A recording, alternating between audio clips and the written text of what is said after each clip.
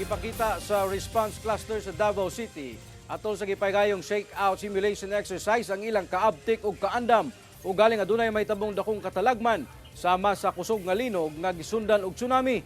Buot sab sa City Government of Davao nga masigurong magpadayon ang paghatag og serbisyo gikan sa mga departamento panahon sa katalagman. Ani ang report ni Argel Relator.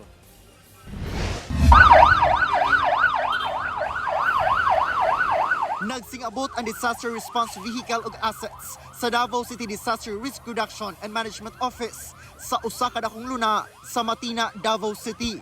Gilayong gi-unload gikan sa mga truck ang mga kagamitan. Nagtinabangay ang mga personahe sa paghakot padulong sa staging area.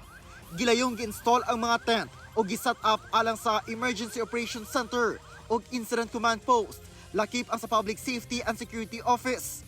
Nag-set up sub og temporary office ang mga departamento sa City Government of Davao. To all responding agencies, set up all your assets so that we can continue our management sa disaster nga natabo karong orasa sa Davao City. Dungan nga gi-set up ang communication equipment alang sa linya sa komunikasyon.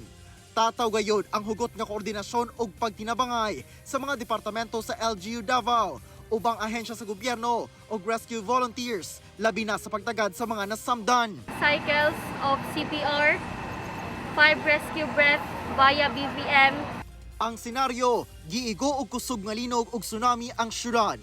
Kini kabahin sa 5th Davao City-wide full-scale earthquake ug tsunami shakeout simulation exercise. Duha ka lugar ang gihimong incident command post alang sa south ug north nga bahin sa Davao City. Kini agig pagsiguro nga bisan sa panahon sa katalagman, mahatod gihapon sa gobyerno ang ilang serbisyo sa katawhang apektado. Kini atong gina-exercise nato karon is the public safety continuity plan of every offices sa local government. Gi-practice nato na tungod kay sa the new hazard maps given by the MGB, affected jud ang ato ang downtown areas. Sulod sa EOC, nagpaygayon og situational briefing ang heads sa response cluster alang sa update sa sitwasyon o gilayong ma-address ang panginahanglan. Say for example, na ay kinahanglan og pagkaon dito sa mga different evacuation area. So automatically na si CSWDO diri sa EOC so that he can manage the situation. Usa sa nakitang hagit mao ang linya sa komunikasyon, labi na kay dunay na sinating jammer sa ilang radyo. Especially sa among mga radio karon na mga jammer. Kanina pagpaingon pa nako diri is dili na nako ma-monitor ang sa ground kay ngano na sigig binuang. Nakita matud pa sa CDRMO ang aktibong partisipasyon ug nahibalo na gayod ang nagkadaiyang opisina sa ilang buhaton panahon sa samang katalagman. Kauban si Matthew Awing ug Jojo Solarte sa kamera.